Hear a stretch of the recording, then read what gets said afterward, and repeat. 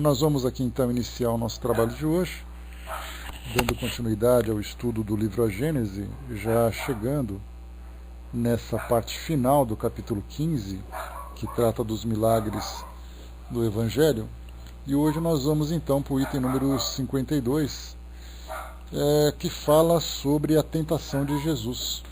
Também um tema bastante polêmico, dentro do nosso meio de estudos do cristianismo, não apenas entre nós espíritas, mas também outras denominações que estudam os textos do Evangelho, mostrando exatamente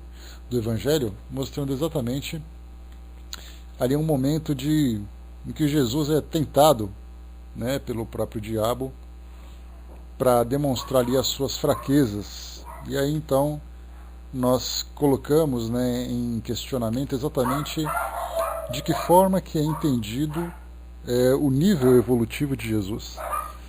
Se seria grande o suficiente para evitar qualquer tipo de provocação, ou abaixo o suficiente para ser submetido a essa prova.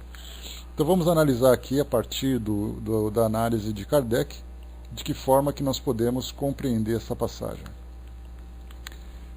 Jesus, transportado pelo diabo para o cimo do templo, depois sobre uma montanha, e tentado por ele, é uma daquelas parábolas que lhe eram tão familiares e que a credulidade pública transformou em fatos reais.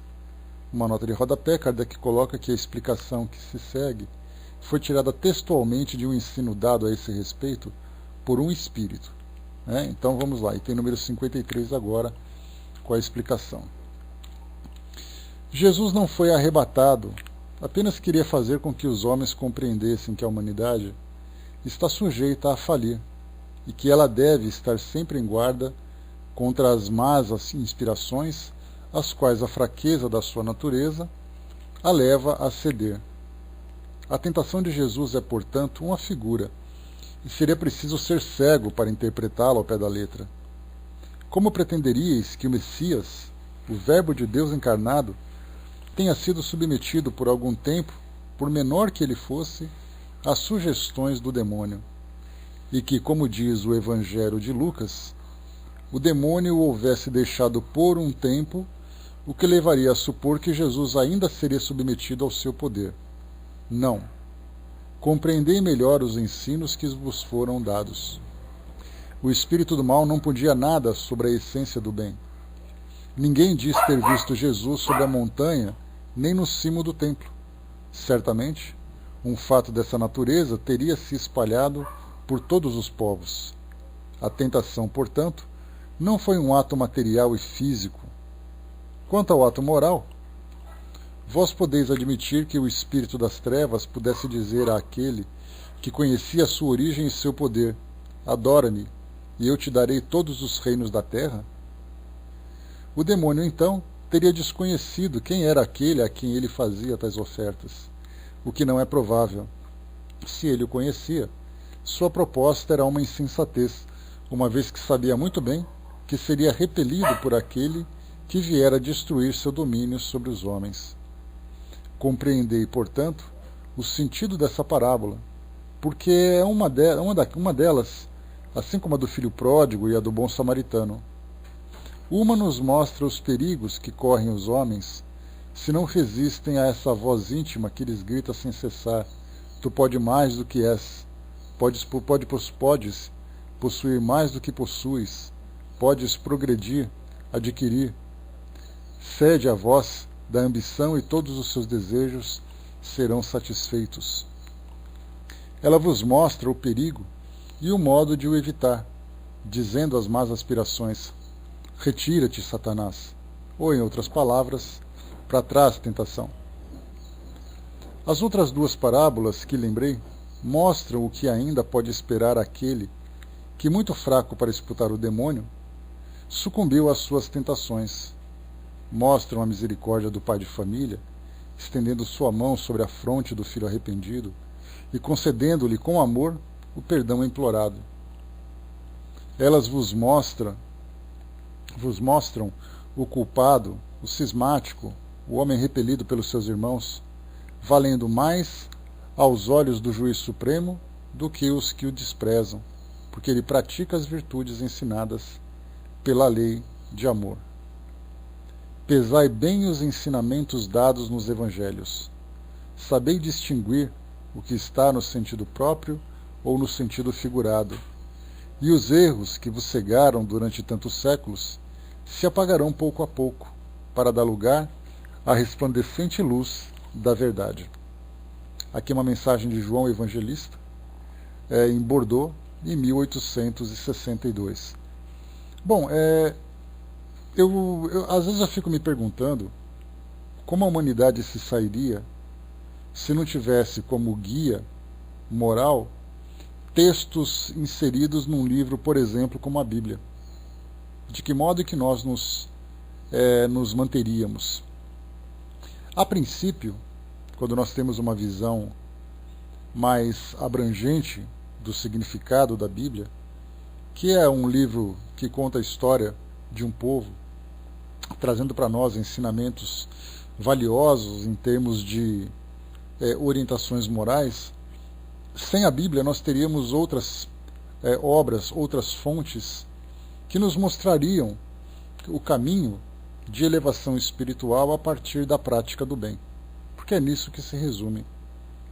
Mas de um modo geral, quando nós falamos em livros sagrados, quando nós falamos sobre a palavra de Deus e tudo mais, nós pegaríamos as religiões que se sustentam no cristianismo, e nós lembramos que o cristianismo é hoje a maior religião do nosso planeta, perdendo para a religião islâmica, mas, como a gente sempre lembra, a partir do momento em que o cristianismo se divide nas suas diversas religiões, a religião islâmica se torna a primeira e o catolicismo se torna a segunda. Mas então, quando nós pegamos essas religiões que se sustentam na Bíblia, em especial aquelas que são de bases cristãs, certamente ficariam desorientadas pelo fato de não terem a palavra de Deus. Mas aí nós começamos a estudar algumas dessas passagens com mais cuidado e vemos então o sentido alegórico, o sentido figurado,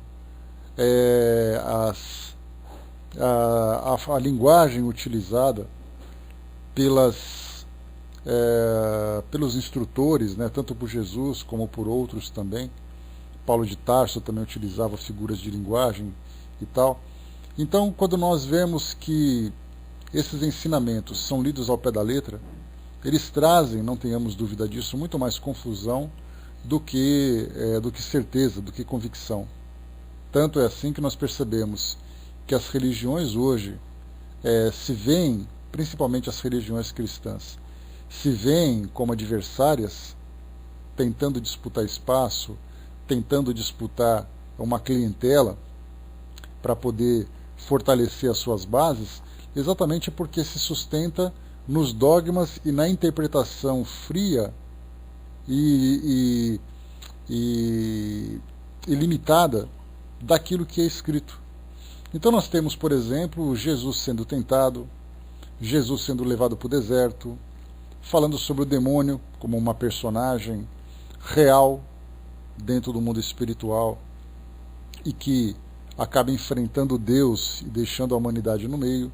Falamos sobre anjos, falando sobre o inferno, falamos sobre o pecado, falamos sobre milagres e tudo mais. Então, a partir do momento em que esses textos são lidos ao pé da letra, eles acabam afastando muito mais as pessoas do que simplesmente esclarecendo. Então, se nós não tivéssemos um livro como a Bíblia, nos tempos de hoje, nós poderíamos recorrer a outras tantas fontes para poder explicar exatamente a forma como nós devemos nos conduzir dentro dessa prática do bem, dentro dessas leis naturais que regem as nossas vidas, dessas leis morais, poderíamos encontrar com facilidade. Porém, como a gente sempre lembra, a nossa história, ela faz com que a humanidade percorra um caminho em que esse livro é importante, em que haja necessidade das pessoas se orientarem, elaborarem suas religiões, elaborarem a sua crença a partir dessa orientação dogmática. Então há necessidade, a princípio, não podemos simplesmente descartar da humanidade a importância que existe nesse livro e em tantos outros livros também. Né? O Brás lembrou aqui de Bhagavad Gita, né? Na verdade a gente lembra sempre, né, Brás, que a cada cultura uma linguagem, né? Não podemos, lamentavelmente, não podemos excluir aquilo que para nós consideramos algo incompleto ou algo que traz confusão e deixar apenas uma base moral. Há necessidade de nós percorrermos esse caminho. É inevitável. Quando a gente fala nos tempos de hoje, em que nós temos um melhor esclarecimento do que aquilo que foi apresentado no passado, é muito fácil.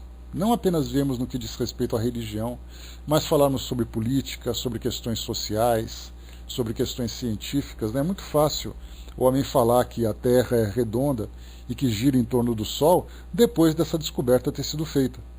Quando nós voltamos no tempo, em termos de 5 séculos, e encontramos ali Galileu Galilei, Nicolau Copérnico e outros cientistas que lutavam defendendo uma ideia, colocando inclusive a própria vida em risco para dizer que a Terra era redonda e que ela girava em torno do Sol. Então, passado esse tempo, para nós é muito fácil, né, falar de um tema em que as próprias crianças hoje aprendem com naturalidade. Dentro do campo espiritual é a mesma coisa. Então nós hoje vemos o mundo espiritual de uma forma diferenciada, compreendemos tudo mais, mas voltando no tempo as coisas não eram tão simples assim. A humanidade precisava de uma orientação rígida, ainda que fosse fantasiosa, para elaborar, né, os primeiros germens do que seria essa crença no mundo espiritual, né, só que hoje a gente vê que poderia ser mais rápido, né, poderia ser mais acelerado esse processo de compreensão. Mas tudo vem a seu tempo. Não adianta a gente querer acelerar as coisas. Se a humanidade hoje não tem uma compreensão mais esclarecida do mundo espiritual, é exatamente porque ela não atingiu ainda essa capacidade. Seja então através do medo, seja através da ideia da dor, do pecado, né, da perda, seja por um esclarecimento maior, nós estamos construindo aqui o nosso caminho e tentando alcançar esse estágio de compreensão. Até mesmo para nós hoje, que somos espíritas, e temos, né, essas obras, temos esses esclarecimentos, e muito mais do que isso, temos a experiência que traz para nós tanto entendimento sobre essa nossa realidade, nós ainda hoje nos equivocamos com relação à vivência dessa filosofia. Porque nós vivemos aquilo que nós entendemos, e nós sabemos que dentro da doutrina, nos seus vários segmentos, nós temos ali grupos que se desentendem ainda a respeito dessas ideias. E poderíamos citar aqui várias ideias que são contraditórias, não apenas com relação ao próprio entendimento do mundo espiritual, mas principalmente com relação à própria vivência da doutrina. Kardec vivia a doutrina de uma forma, nós vivemos de outra. Vai de centro espírita para centro espírita, nós percebemos ali a diversidade que existe na forma como vivenciam a prática da doutrina espírita, né? Então, até mesmo dentro da doutrina, nós encontramos essas divergências, essa falta de entendimento. Isso mostra claramente que é uma questão de tempo e de amadurecimento da nossa humanidade, para entender exatamente o real significado dessas questões, né? Então,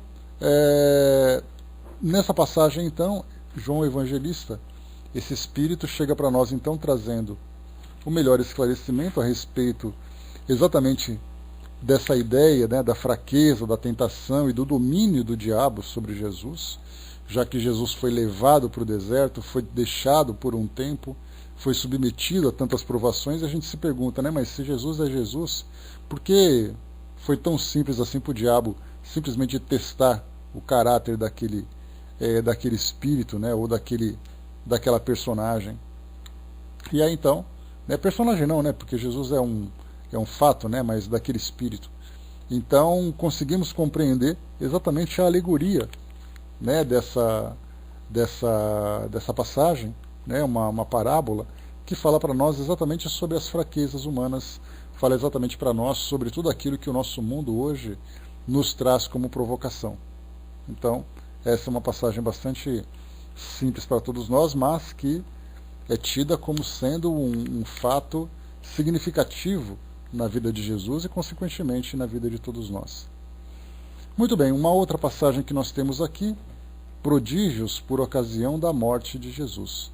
E aí então nós vamos analisar aquela passagem em que mostra Jesus sendo conduzido pela via sacra, né? Aliás, hoje, quarta-feira de cinzas, começa a quaresma, aquele período de 40 dias até chegar a Páscoa, né? E nesse período da Semana Santa, onde nós temos ali, onde Jesus foi conduzido em direção ao Monte Calvário, onde ele seria crucificado, depois ali ele morreria, depois mostraria para nós, né, a ressurreição, a sua própria ressurreição, depois a subida aos céus. Então toda aquela passagem ritualística bastante característica das religiões cristãs aqui no mundo ocidental.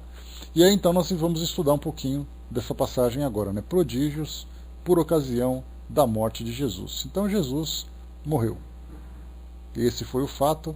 Mas da sua morte, então, observaram uma série de fenômenos que são vistos como prodígios, são vistos como milagres, né? E agora nós vamos entender exatamente o seu significado. Me dá um ok, por favor, pessoal. Bom dia, ligeirinho. Só para saber se está todo mundo atento. Ok, né? Beleza. Todo mundo quieto, né? Então já viu. Item número 54. Ora, desde a 6ª hora do dia até a 9ª, toda a terra foi coberta pelas trevas. A um só tempo, o véu do templo se rasgou em 2, de alto a baixo, a terra tremeu, as pedras se fenderam, os sepulcros se abriram, e muitos corpos de santos que estavam no sono da morte ressuscitaram. E saindo dos seus túmulos após a ressurreição, vieram à cidade santa e foram vistos por muitas pessoas. Aqui nós temos então uma passagem do capítulo 27 do livro de Mateus. Vamos entender exatamente isso. Porque para nós espíritas, quando analisamos esse evento da desencarnação de Jesus a partir da perspectiva espiritual, nós temos ali várias descrições de como é a recepção de espíritos valorosos aqui para o nosso mundo material no mundo espiritual, a recepção, a festa, as congratulações que esses espíritos recebem. Nós tivemos, podemos ter uma ideia do que foi, por exemplo, a desencarnação de Madre Teresa de Calcutá, ou então a desencarnação de Chico Xavier, como foi a mobilização no mundo espiritual no momento da desencarnação desses espíritos. A grandeza que foi essa celebração, ao contrário do que foi para nós aqui no mundo físico, a dor, as lamentações, a saudade que bateu em todos os corações que tinham alguma afinidade com esses espíritos. Então, se nós imaginamos como foi a recepção de Chico Xavier e de Madre Teresa de Calcutá no momento da sua desencarnação, dá para a gente ter uma ideia de como foi a vivência de Jesus aqui. Por mais pobre que seja a nossa imaginação, a nossa criatividade, dá para a gente ter uma ideia do que foi. Qual foi o significado para o nosso mundo, o retorno de Jesus após cumprir a sua missão aqui no mundo. Então, no momento em que ele desencarnou, as descrições que são trazidas para nós no livro de Mateus mostram que o céu ficou em trevas, espíritos se manifestaram e tantos outros prodígios que aconteceram naquele momento. E não é de se espantar, dada a importância daquele evento para a humanidade. E aqui então no item 55 Kardec completa para nós. É estranho que semelhantes prodígios, ocorrendo no mesmo momento em que a atenção da cidade se fixava no suplício de Jesus, que era o acontecimento do dia, não tenham sido notados, visto que nenhum historiador faz menção a eles. Parece impossível que um tremor de terra, e toda a terra coberta de trevas durante 3 horas, numa região onde o céu é sempre uma perfeita limpidez, tenham podido passar despercebidos. A duração dessa obscuridade foi mais ou menos a de um eclipse do Sol, mas esses eclipses só ocorrem na Lua nova, e a morte de Jesus ocorreu durante a Lua cheia, no a 14 do mês de Nissan, dia da Páscoa dos judeus. O obscurecimento do Sol também pode ter sido provocado pelas manchas que existem na sua superfície. Em semelhante caso, o brilho da luz se enfraquece sensivelmente, mas nunca a ponto de produzir a obscuridade e as trevas. Supondo-se que um fenômeno desse tipo tenha acontecido naquela época, ele teria tido uma causa perfeitamente natural.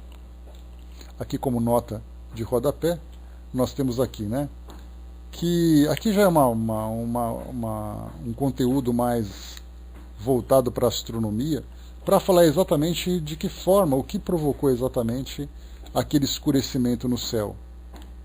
Estava claro, era dia, de repente o sol ficou escuro, o céu escureceu. Então, muito mais do que pensarmos no milagre, né, no céu ter sido tomado pelas trevas, em virtude da morte de Jesus, né, como sendo ali um fenômeno espiritual, Kardec buscava exatamente as explicações para o fenômeno de uma forma natural. Então, se o Sol ficou escuro, a possibilidade inicial é de um eclipse. Mas como foi colocado aqui por esses cálculos, um eclipse não seria possível pela época, pela data. E ainda assim eu coloco essa questão em análise exatamente porque é impossível para nós fazermos uma determinação de algo que aconteceu há 2000 anos com informações tão imprecisas como as que nós temos hoje. É impossível determinar com precisão, por exemplo, o próprio nascimento de Jesus. Se ele nasceu no dia 25 de janeiro, 25 de dezembro, se por acaso a sua desencarnação aconteceu na época da Páscoa. Então isso acaba sendo para nós extremamente impreciso. Até porque também a gente lembra, né, que a Páscoa sempre cai num domingo, que é o dia da sua ressurreição. Voltando 3 dias, nós temos ali a sexta-feira. E aí então nós pensamos, mas se a Páscoa sempre cai no domingo, e os domingos sempre caem em épocas diferentes, como é que nós podemos precisar o dia em que Jesus desencarnou? Porque cada domingo cai num dia diferente. E o domingo é sempre o mesmo. Então, com essa imprecisão, é impossível para nós falarmos que pode ter sido ou não um eclipse, pode ter sido ou não um fenômeno de explosão solar. Aqui no rodapé, então, nós temos Kardec colocando, na superfície do Sol há constantemente manchas fixas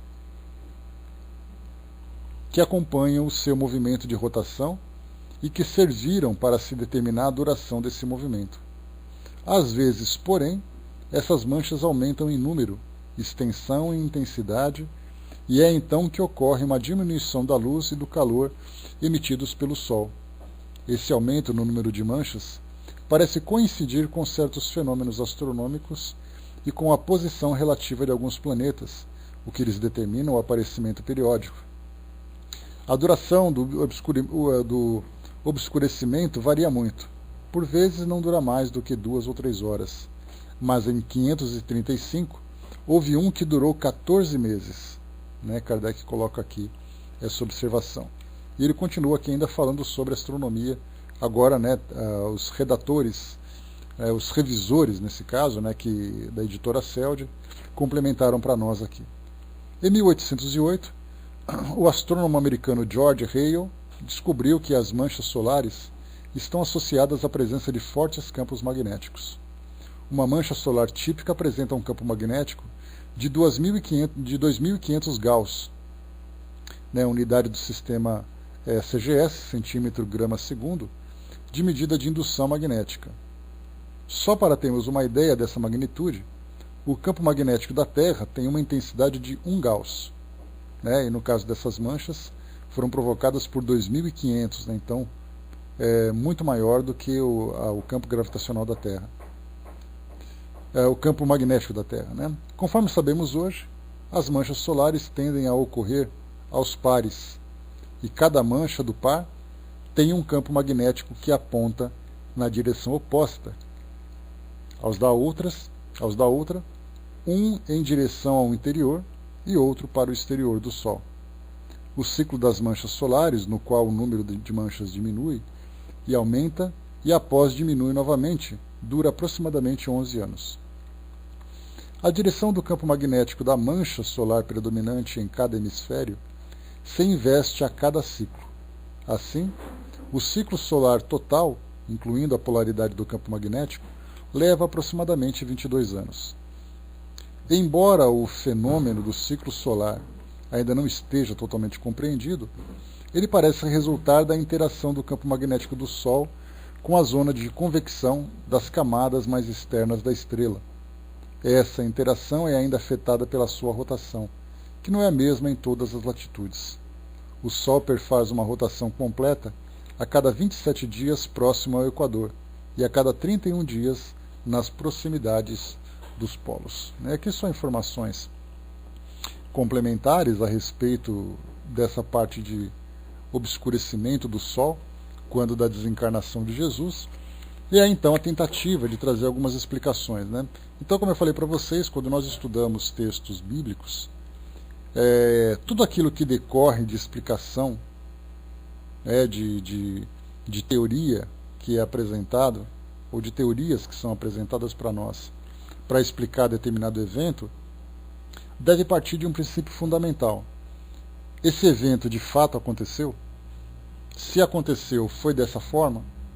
Aí sim, considerando que ele aconteceu, e considerando que aquilo que aconteceu foi exatamente como descrito, aí nós podemos então apresentar as teorias. Do contrário, nós estamos aqui perdendo tempo, tentando explicar algo que a princípio é inexplicado, porque ninguém sabe como aconteceu. E isso se dá não apenas com relação a esse evento especificamente, mas com relação a vários outros também. Como, por exemplo, aquele brilho da estrela que identificou o local do nascimento de Jesus. Então explica, por exemplo, que pode ser o brilho do planeta Marte, a nossa famosa estrela d'alva. Foi uma conjunção de planetas que trouxe para nós um brilho mais intenso. Foi isso, foi aquilo. Então nós partimos do princípio. Aquilo aconteceu? Se dissermos então, sim, vamos considerar que aconteceu. Então vamos tentar encontrar agora as explicações. Então não dá simplesmente para afirmar, foi isso que aconteceu. Então a mesma coisa acontece com o texto anterior que nós lemos. Também por que não, né, Brasil? Então nós poderíamos daí trazer uma série de teorias, mas sempre partindo do princípio, nós vamos considerar que aquilo de fato aconteceu? No texto anterior nós estudamos sobre Jesus caminhar sobre as águas. Então Kardec trouxe duas explicações como nós vimos.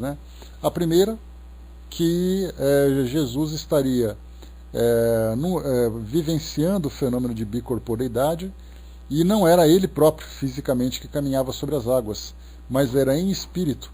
E isso seria facilmente explicado. Essa é a primeira teoria e a mais forte trazida por Kardec. E a segunda, falando sobre, de fato, fisicamente, caminhando sobre as águas, vivenciando o fenômeno de efeitos físicos, de levitação, como nós já vimos acontecendo, por exemplo, com o espírito Daniel Douglas Home, como, por exemplo, Peixotinho também já vivenciando esse tipo de experiência de levitação de corpos. Então temos ali explicações diversas, mas voltamos inicialmente. Jesus de fato caminhou sobre as águas? Se caminhou, nós podemos então apresentar as teorias. Se não é convincente que ele caminhou, então caímos nessa situação. E isso pode mostrar para nós o que nós lemos anteriormente, a tentação de Jesus. Jesus então foi levado sobre montes, sobre templos, foi oferecido para ele isso ou aquilo. Partimos do princípio, Jesus de fato vivenciou aquela experiência? Se ele vivenciou, podemos considerar, mas como um espírito daquela magnitude acabou sendo submetido aos caprichos de um espírito diabólico. Se ele não vivenciou aquilo, se é uma parábola, uma figura de linguagem, então nós desconsideramos todas as teorias. Então esse, infelizmente, é um dos grandes problemas que nós encontramos nos estudos dos textos bíblicos, quando se fala sobre fenômenos ou qualquer coisa que fuja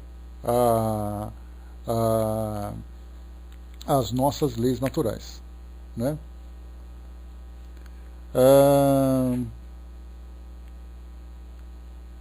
O Brás lembrando aqui sobre Douglas Home, que era um espírito que levitava, que vivenciava fenômenos bastante impressionantes, não apenas para a época, mas para nós também.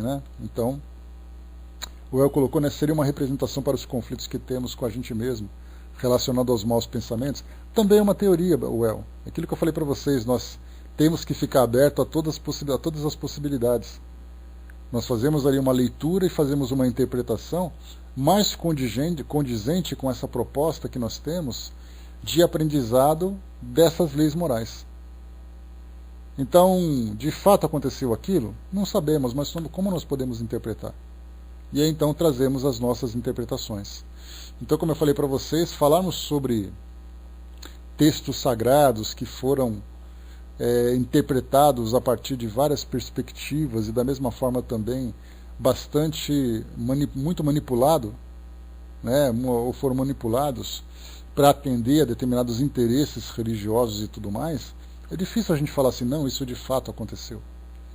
Então, como Kardec sempre lembra, né, o importante para nós é pegarmos desses textos que falam sobre a vida de Jesus, sobre a história de Jesus, os seus ensinamentos morais.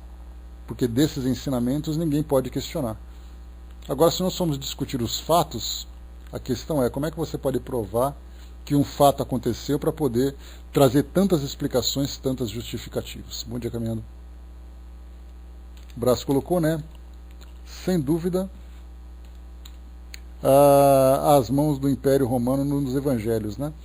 Eu não diria nem, Braço, o Império Romano, porque eu acho que ele não mexeu tanto, mas eu acho que foi mais a parte dos interesses da própria igreja mesmo. Né? Não era apenas ali a questão do domínio político, mas era assim, um domínio religioso mesmo, né? Que nós tínhamos, a igreja tinha que se firmar, tinha que trazer os seus dogmas, tinha que trazer as suas ideias, né? Os tantos concílios que foram elaborados, né? Inclusive o próprio concílio que fala a respeito da reencarnação, que nós espíritas gostamos tanto de ressaltar, a gente coloca assim, tá, a ideia é interessante de falar que a igreja mudou a história da reencarnação, mas onde está provado que houve essa manipulação? Quem teve acesso a esse documento, se esses documentos são restritos ao Vaticano? Ninguém tem acesso a ele para dizer, para pegar um relatório e dizer o que aconteceu dentro de um concílio. Aquilo é altamente fechado para a igreja. Então, quando nós pegamos uma publicação dizendo que tal imperador em tal concílio mudou por tal motivo e é por isso que a igreja não acredita mais em reencarnação, de onde saiu essa história? Se os documentos estão restritos à instituição, não é de domínio público, né? Pois é, mas exatamente, Braço, onde que você encontra esse documento do Concílio de Constantinopla se esse documento está restrito à Biblioteca do Vaticano?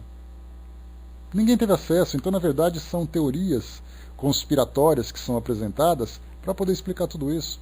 Era concílio de Trento, era concílio de Constantinopla, era concílio disso, concílio daquilo, e ninguém tem explicação. Né? Então são teorias que são apresentadas para falar sobre isso. Algo tão simples, algo tão complexo que se modifica por uma ideia tão simples, por uma questão de capricho. Né? Como eu falei para vocês, a gente não tem como fonte de informação sobre isso. Concílios não são publicados em livros e expostos em bibliotecas. Isso é um documento oficial de uma instituição e fica altamente restrito ao acesso público. Para você ter acesso a um documento como esse e ler o que está escrito ali, você precisa de uma autorização do mais alto escalão. Né? Difícil prever sobre isso, Brás. Para você falar que é liberado pela net, você teria que ir no site oficial do Vaticano para poder pegar esse documento. Você não acha isso no Wikipedia. Né? Então, assim, por isso que eu falo para vocês, a gente encontra isso. São muitas informações que são passadas, são muitas histórias que são contadas e ninguém vê isso. Acha, por exemplo, que o Vaticano vai publicar um documento dizendo que o imperador mudou uma determinada ideia porque a esposa dele era uma prostituta e isso tudo. Você acha que esse é um tipo de documento exposto para todo mundo acessar? Né? Então, por isso que a gente vê que não é tão simples assim. Então, a gente tem que ter muito cuidado com essas ideias. Daquilo que é contra os nossos interesses, nós espíritas que temos interesses, e aquilo que também é a favor dos nossos interesses. Porque nem tudo que é a favor ou tudo que é contra é verdadeiro. Né? Então são informações que são pulverizadas pelo mundo afora durante séculos e séculos que a gente não sabe qual é a fonte. Então esse é um dos cuidados que nós temos que ter, de ter essa frieza, de ter esse cuidado de ter acesso a esse material. Né? Mas continuando aqui para nós, vamos lá que a gente falava então sobre aquilo que aconteceu no momento da morte de Jesus. E fala morte exatamente porque é considerada a sua morte, já que ele foi ressuscitado, né? E aí então vamos falar agora dos demais espíritos que ressuscitaram no momento da morte de Jesus. Diz assim para nós: quanto aos mortos ressuscitados, é possível que algumas pessoas tenham tido visões ou visto aparições, o que não é excepcional. Mas como então não se conhecia a causa desse fenômeno, supuseram que os indivíduos que apareceram haviam saído do sepulcro. Comovidos com a morte, só um instantinho que eu me perdi aqui. Espera lá. Está aqui. Comovidos com a morte do seu mestre, os discípulos de Jesus sem dúvida associaram essa morte com alguns fatos isolados, aos quais não teriam dado nenhuma atenção em outras ocasiões. Bastou, talvez, que um pedaço de rocha se tenha desprendido naquele momento para que pessoas predispostas ao maravilhoso tenham visto ali um prodígio e que, exagerando o fato, tenham dito que as pedras se haviam rachado. Jesus é grande pelas suas obras, não pelas cenas fantásticas, das quais um entusiasmo pouco esclarecido acreditou dever cercá-lo. Então aqui já mostra para nós também, desses eventos, desses tantos eventos que aconteceram, a gente deve se impressionar com a grandeza moral de Jesus, e não com as suas realizações, que aliás, isso que é o que infelizmente é muito mais notado. Jesus é visto, e na verdade essa era uma necessidade que se tinha na época, dele realizar esses grandes prodígios exatamente para chamar a atenção das pessoas. Mas hoje nós sabemos que a grandeza de Jesus é moral, é um espírito que, a partir do mundo espiritual, traz para nós das mais altas esferas os ensinamentos mais valiosos, e não pelo fato de chegar aqui no mundo físico e começar a realizar esses grandes milagres. Que, aliás, como nós conversamos nos nossos encontros anteriores sobre o estudo desse tema, que Jesus é exatamente desvalorizado por aqueles que são contra as religiões, por exemplo, religiões evangélicas ou religiões católicas, porque não acreditam naquilo que Jesus fez. Então, desacreditando daquilo que ele fez, não se valoriza aquilo que ele disse. Então, as suas orientações, as suas instruções acabam ficando simplesmente em segundo plano, porque o que se coloca em xeque é exatamente os prodígios realizados.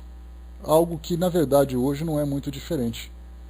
Um médium, por exemplo, hoje ele é muito mais valorizado por aquilo que ele faz em termos de fenômeno, provoca em termos de fenômeno, pela sua capacidade, do que pelo conteúdo da sua mensagem ou da forma como ele vivencia.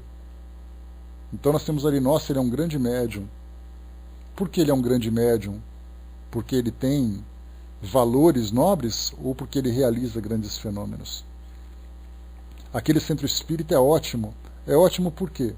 Porque ali você consegue promover a transformação necessária para o seu crescimento, ou porque ali nós temos curas, temos fenômenos e tudo mais.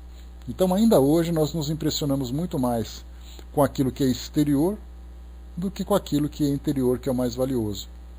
Então, claro, é uma fraqueza nossa nos deixarmos levar por essas impressões, nós ainda somos bastante imaturos nesse sentido, então qualquer tipo de fenômeno nos impressiona de alguma forma. Então nós não conseguimos ainda neutralizar esse impacto, mas é importante que mesmo diante dessas impressões nós aprendamos a valorizar muito mais os valores, a moralidade, do que o evento propriamente dito. Caminhando colocou, provavelmente pelos fenômenos, e é exatamente por isso que o médium se tornou um ser dotado de superpoderes. E é sempre assim que a gente acaba vendo, porque nós somos impressionáveis, e essas impressões com o sobrenatural ainda é algo muito real para nós. Mas com o passar do tempo nós não veremos mais se aquele médium é capaz de grandes realizações em termos de fenômenos, mas o seu modelo de conduta. Para nós hoje, por exemplo, nós conseguimos já dissociar os fenômenos provocados por Chico Xavier do seu modo de viver. Esse foi um caso, ouvindo as suas palavras, vendo o seu modo de viver, para nós se tornou muito mais valioso do que aquele médium sentado a uma mesa, psicografando cartas e mais cartas. Então, psicografia é algo que qualquer médium pode fazer. Médium dotado dessa capacidade. Mas a vivência daquele estilo de vida já é algo que não é para qualquer um. Então, nesse sentido, nós aprendemos a valorizar.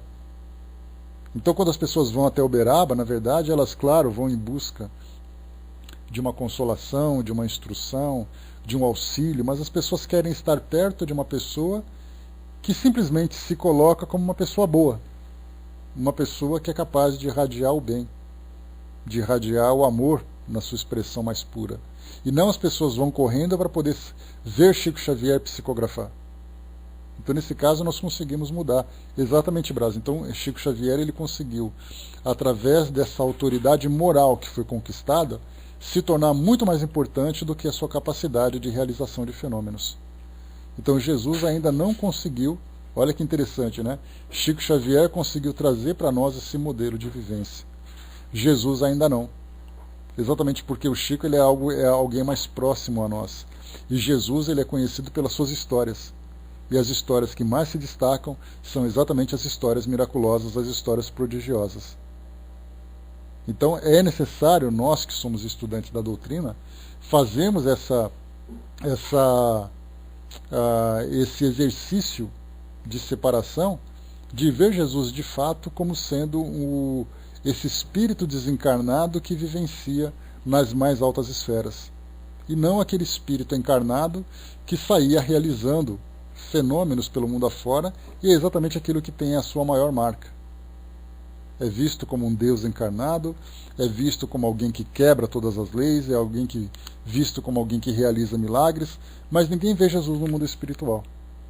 Então nós temos que exercitar isso para valorizar exatamente essa autoridade moral que ele de fato detém como espírito puro que é. Muito bem, a aparição de Jesus após a sua morte. Vamos aqui então para mais um evento daqueles que marcaram a desencarnação de Jesus. O Brás colocou, ainda bem que os espíritos codificadores firmaram Jesus como sendo o líder intelectual e moral dessa legião de trabalhadores, Brás? Então, para nós espíritas, Jesus ele acabou se destacando muito mais por esse aspecto, o que é algo bastante positivo, mas a gente precisa continuar insistindo ainda nessa nova forma de ver. Então, aqui no item 56, a aparição de Jesus após a sua morte. A gente lembra, Jesus desencarnou, e aí então ele foi sepultado naquele sepulcro, e aí então ele apareceu para Maria Madalena. E aí então ela correu e avisou a todos os apóstolos e tal. E aqui então vamos entender de que forma que nós podemos ver esse fenômeno. Então aqui nós temos no livro de João, capítulo 20, versículos de 11 a 18. Mas Maria Madalena se conservou fora, perto do sepulcro, derramando lágrimas. E enquanto chorava, inclinou-se para olhar dentro do sepulcro e viu 2 anjos vestidos de branco, sentados no lugar onde estivera o corpo de Jesus, um à cabeceira e o outro aos pés. Eles lhes disseram: Mulher, por que choras? Ela respondeu: É que levaram o meu Senhor e eu não sei onde o puseram. Tendo dito isto, ela se voltou e viu Jesus em pé, sem saber, entretanto, que fosse ele. Então Jesus lhe disse: Mulher, por que choras? A quem procuras? Ela, pensando que fosse o jardineiro, falou: Senhor, se tu o levaste, diz onde puseste e irei buscá-lo. Jesus então lhe disse: Maria. Ela voltou-se imediatamente e exclamou: Rabonil, isto é, meu Senhor. Jesus lhe respondeu: Não me toques, por enquanto ainda não subi ao meu Pai, mas vai encontrar meus irmãos e dize-lhes de minha parte que eu subo para meu Pai e vosso Pai, meu Deus e vosso Deus. Maria Madalena foi então contar aos discípulos que vira o Senhor e que ele lhe dissera aquelas coisas. Então, João, capítulo 20. Né? Bom dia, Armando. Então, explicações agora para nós aqui.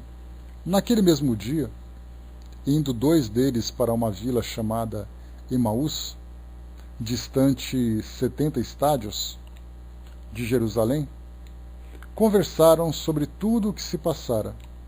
Aqui uma nota de rodapé, trazendo explicação para nós. O estádio era uma unidade de medida itinerária igual a 1/8 de milha romana, ou 185 metros.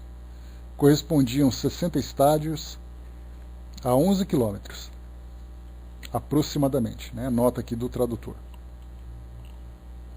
E diz ainda...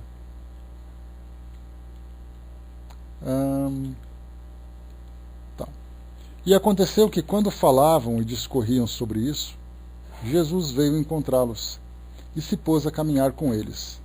Mas os olhos deles estavam tolhidos, a fim de que não pudessem reconhecê-los.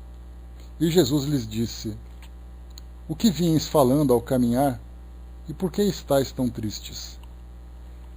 Um deles, chamado Cleofas, tomando a palavra, disse: Serás o único estrangeiro de Jerusalém que não sabe o que se passou nos últimos dias? O que foi? Perguntou ele. Responderam-lhe: A respeito de Jesus de Nazaré, que foi um poderoso profeta diante de Deus e diante de todo o povo, e de que maneira os príncipes e sacerdotes, os príncipes dos sacerdotes e os nossos senadores, o entregaram para ser condenado à morte e o crucificaram. Ora, nós esperávamos que fosse ele quem iria resgatar Israel, e, no entanto, já estamos no 3º dia depois que tais coisas aconteceram. É certo que algumas mulheres que estavam conosco nos espantaram, pois que, indo ao seu sepulcro antes de nascer do dia, e não tendo encontrado o seu corpo, elas vieram nos dizer que os anjos lhes apareceram, dizendo-lhes que Jesus está vivo.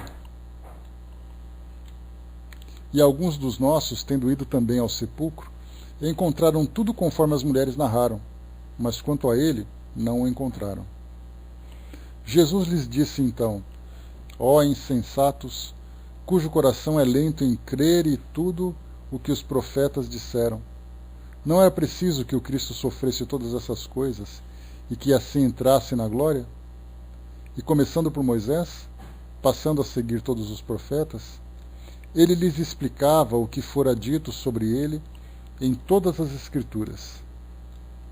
Quando foram se aproximando da vila para onde se dirigiram, Jesus deu mostras de que iria mais longe, mas eles o obrigaram a se deter, dizendo: Fica conosco, que já é tarde e o dia está em declínio. E ele entrou com os 2. Estando com eles à mesa, pegou o pão e o abençoou. Depois partiu-o e lhes deu. No mesmo instante, seus olhos se abriram e eles o reconheceram. Jesus, porém, desapareceu diante dos seus olhos.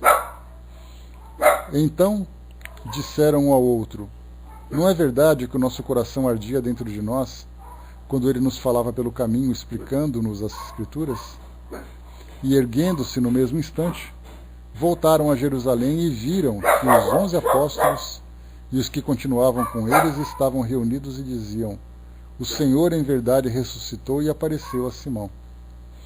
Então, eles também contaram o que lhes acontecera no caminho e como tinham reconhecido Jesus quando ele partira o pão. Enquanto assim confabulavam, Jesus se apresentou no meio deles e disse: A paz seja convosco. Sou eu, não vos assusteis. Mas com a perturbação e o medo de que foram tomados, eles imaginaram estar vendo o Espírito. E Jesus lhes disse: Por que vos turbais? Por que se elevam tantos pensamentos nos vossos corações? Olhai minhas mãos e meus pés, e reconhecei que sou eu mesmo. Tocai-me e considerai que um espírito não tem carne nem ossos, como vedes que eu tenho.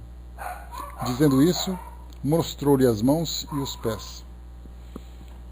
Porém, como ainda não acreditassem, de tão transportados se achavam de alegria e admiração, Ele lhes disse: tendes aqui alguma coisa para comer?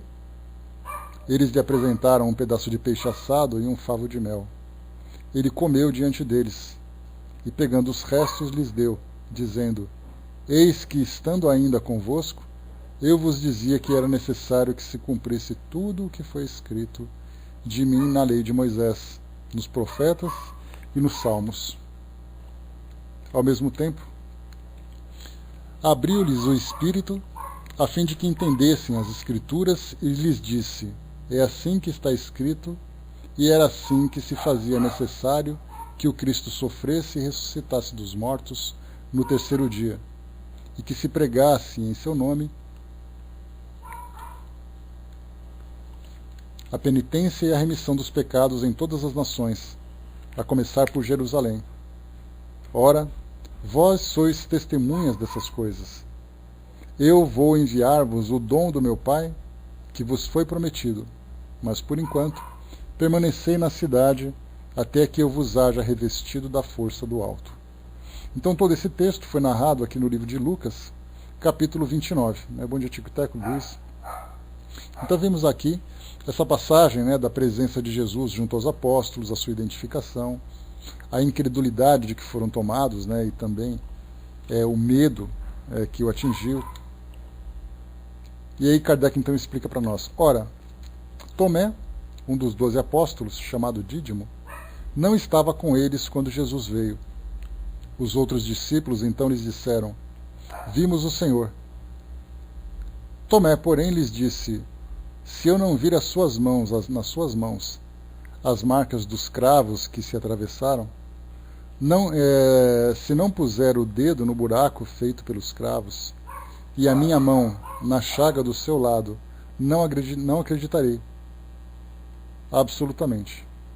8 dias depois, encontrando-se os discípulos ainda no mesmo lugar, e Tomé com eles, Jesus veio, estando as portas fechadas, e se colocou no meio deles e lhes disse: a paz seja convosco. Em seguida disse a Tomé: põe aqui seu dedo e olhe as minhas mãos. Estende também a tua mão e coloca no meu lado, e não sejas incrédulos, mas fiel. Tomé lhe respondeu: meu Senhor e meu Deus. Jesus lhes disse: tu creste, Tomé, porque viste. Felizes os que creram sem ver. Aqui, livro de João, capítulo 20. Aliás, essa é uma das passagens, Bom dia, Pantera. Uma das passagens em que o apóstolo Tomé foi marcado negativamente como sendo aquele que é incrédulo, aquele que é fraco. De todo o trabalho que Tomé fez junto a Jesus, ele é marcado exatamente por aquele que viu, e acabou não crendo naquilo que percebeu. Então, ficou até marcado mesmo, a ideia de que tem que ver para quê como São Tomé. Então São Tomé acabou tendo esse rótulo negativo. Então aqui mais uma vez, passagem do livro de João. Kardec diz ainda no 59, Jesus ainda se mostrou aos seus discípulos à margem do mar de Tiberíades. Ali ele se fez ver da seguinte maneira: estavam juntos Simão Pedro e Tomé, chamado Dídimo, Natanael, que era de Caná, na Galiléia, e filhos de Zebedeu, e 2 outros de seus discípulos. Simão Pedro lhes disse: vou pescar. Os outros disseram: nós também vamos contigo. Foram e entraram numa barca, mas naquela noite não apanharam nada. Ao amanhecer, Jesus apareceu na margem sem que seus discípulos o reconhecessem. Então lhes perguntou: filho, não tem de nada para comer? Eles responderam: não. Ele lhes disse: lançai a rede do outro lado da barca e achareis. Eles a lançaram e quase não puderam retirá-la devido à grande quantidade de peixes. Então, o discípulo que Jesus amava disse a Pedro: é o Senhor.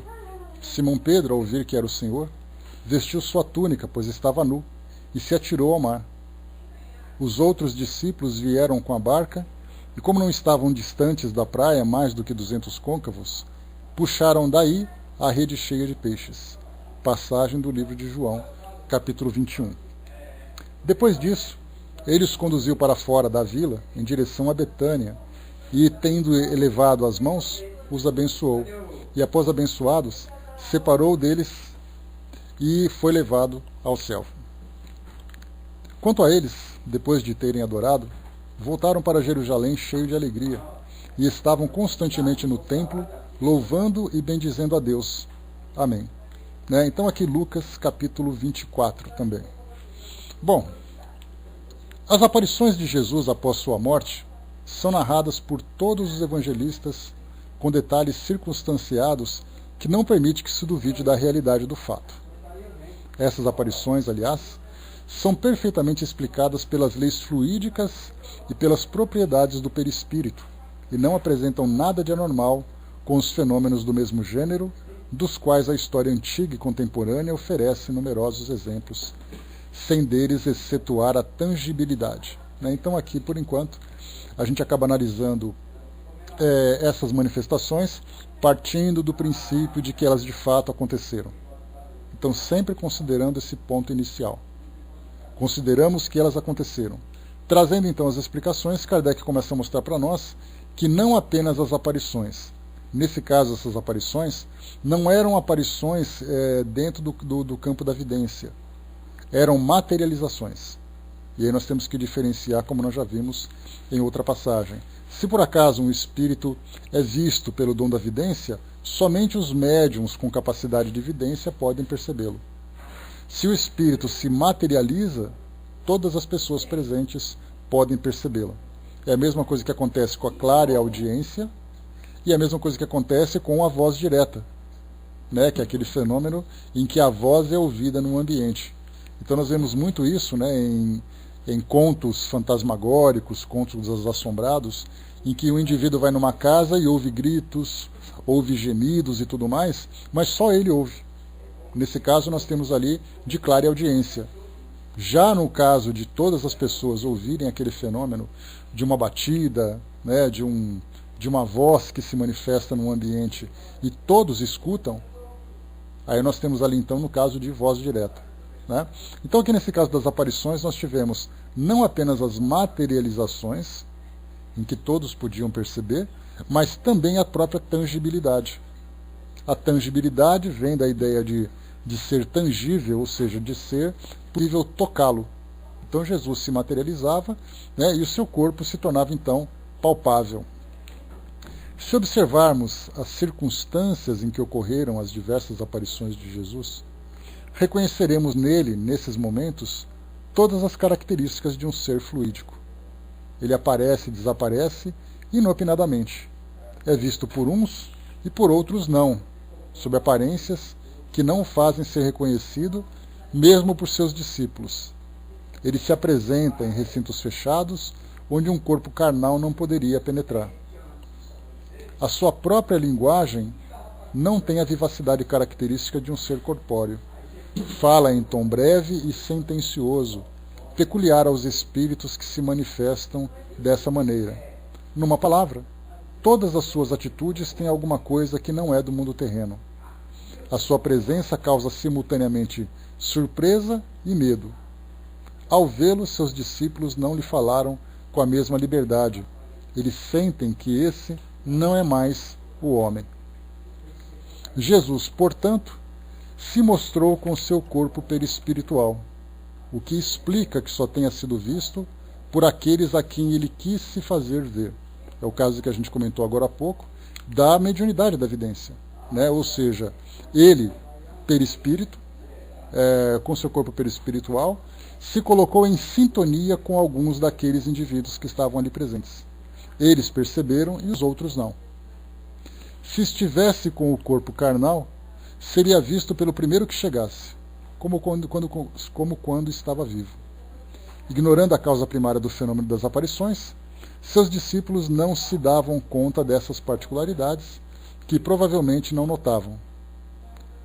Eles viam Jesus e o tocavam.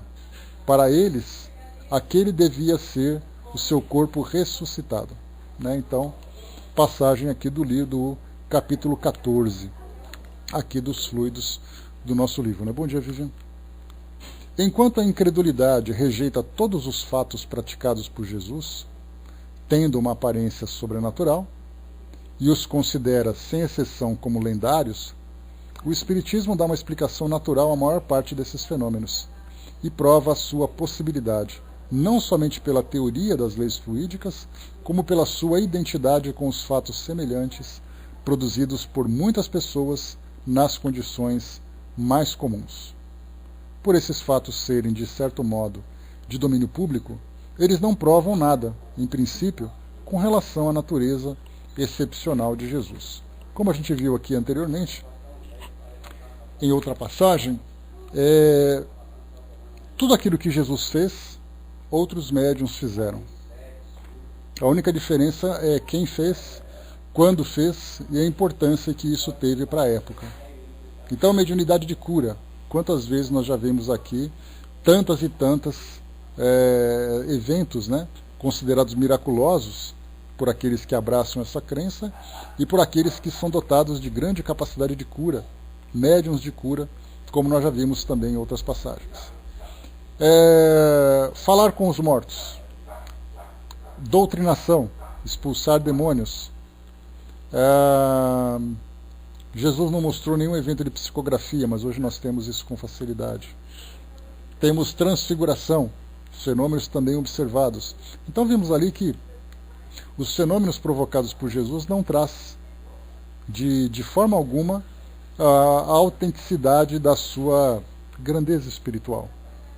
O que traz de fato isso, como nós já vimos, um espírito é identificado na sua grandeza exatamente pelas suas características morais, pelos atributos morais que é capaz de manifestar, e não pelos fenômenos que é capaz de provocar. Ainda que Jesus tivesse provocado exclusivamente algum tipo de fenômeno, nós tivemos outros médiuns que também se destacaram de uma forma dentro do campo maravilhoso, do maravilhoso, que se não se comparam com Jesus, se aproximam bastante e poderiam ser considerados, por exemplo, como novos profetas. Então o fenômeno por si só é algo bastante natural. Numa nota de rodapé nós temos aqui, né? Os inúmeros fatos contemporâneos de curas, aparições, possessões, dupla vista e outros que estão relatados na Revista Espírita e que foram lembrados nos itens acima, oferecem, até quanto aos seus pormenores, uma analogia tão flagrante com os que são narrados no Evangelho que se torna evidente a identidade dos efeitos e das causas. Pergunta-se por que o mesmo fato teria uma causa natural, hoje, e sobrenatural outrora, seria diabólica para alguns e divina para outros. Se fosse possível colocá-los aqui, em frente uns dos outros, a comparação seria mais fácil.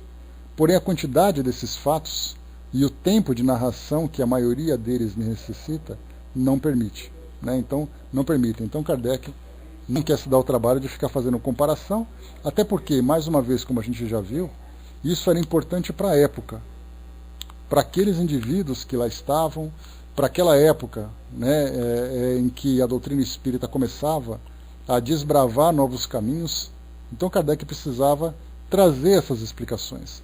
Hoje para nós é simplesmente mais um conteúdo a título de instrução, enquanto que para Kardec havia necessidade da quebra de barreiras bastante sólidas construídas pelas instituições dogmáticas. Então por isso essas explicações de cada uma dessas passagens. Hoje a gente pouco dá importância. Por exemplo, basta a gente fazer uma comparação. Se você vai a uma igreja dessas tradicionais que nós temos hoje, tanto das igrejas evangélicas como católicas, é muito comum falar sobre as curas e os milagres provocados por Jesus. Que ele caminhava, que ele curou o paralítico, que ele vivenciou esse ou aquele fenômeno, que o seu poder é mostrado pela força dos fenômenos que ele provocava e tudo mais. Já nos centros espíritas, nós não temos a preocupação de ficar estudando, por exemplo, o que Jesus fez ou deixou de fazer. Mas nós estudamos aquilo que ele disse, que é o mais importante. Daí nós vemos que para muitos esses fenômenos ainda são importantes nos tempos atuais. E para esses sim, há a necessidade de explicações detalhadas sobre a forma como os fenômenos aconteceram. Mas hoje nós vemos que para a doutrina espírita isso não tem muita importância mais. Nós estudamos porque faz parte de um conteúdo doutrinário importante para a nossa instrução apenas. Mas se por acaso nós deixássemos de estudar sobre isso, o que nos faltaria seriam argumentos para explicar esses fenômenos. mas não faria com que nós mudássemos a nossa posição com relação ao valor que nós damos a ele. Então eu posso dizer assim, olha, para mim ele não é tão importante, embora eu não saiba explicar.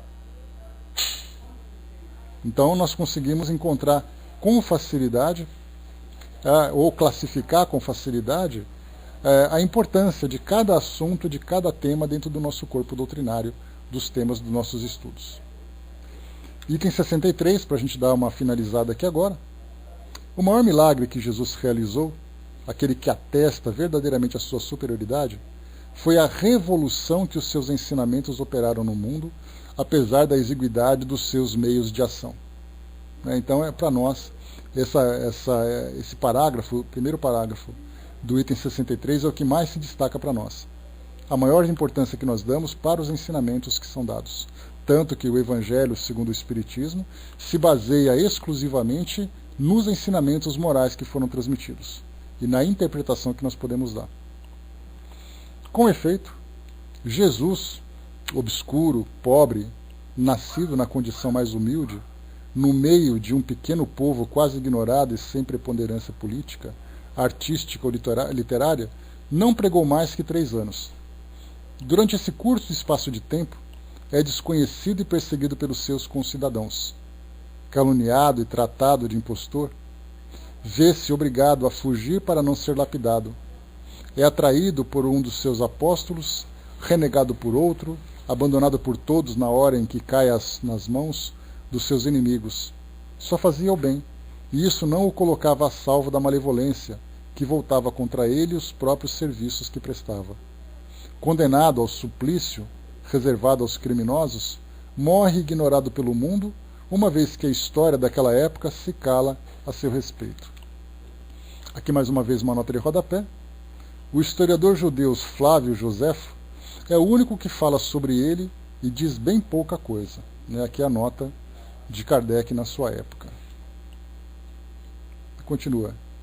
Nada escreveu, entretanto, ajudado por alguns homens obscuros como ele, sua palavra foi suficiente para regenerar o mundo.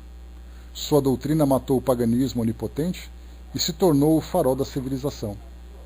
Tinha, pois, contra ele tudo o que pode fazer os homens fracassarem, razão pela qual dizemos que o triunfo da sua doutrina foi o maior de seus milagres, ao mesmo tempo em que ela prova sua missão divina.